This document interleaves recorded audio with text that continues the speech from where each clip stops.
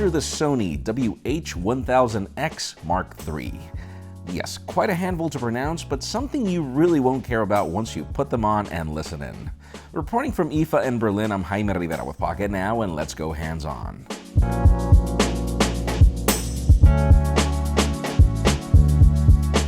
If there is one thing that Sony knows is audio, but my experience with the Mark IIs was that we had great audio on a really bulky design.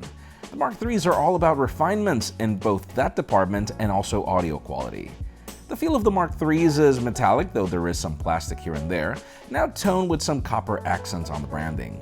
Sony has worked on reducing the overall footprint of the headphones, avoiding the gap these made between the headband and the earmuffs. Like seriously, you look a lot better using them now. To assist in prolonged use, there's also some added cushioning at the top of the band, and your ears will regularly fit inside the earmuffs. You pair them through NFC where supported, and controls or swipe gestures if you want to skip tracks, raise or lower volume. If you tap and hold, you also activate either the Google Assistant or Siri depending on what phone you're using. There's also a Sony Connect application for the headphones to take them further when it comes to functionality, but the app wasn't ready at our hands-on time.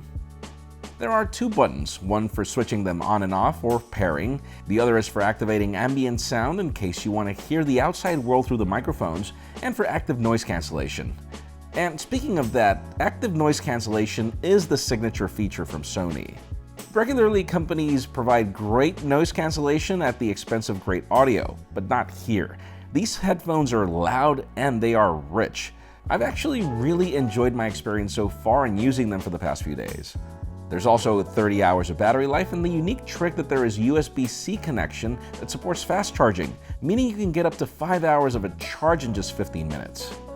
Overall, the Mark IIIs are, in my opinion, a significant improvement to their predecessors, and my first impression has them above the Bose QC35s, which also retail at around the same $350 that Sony is asking for these Mark IIIs.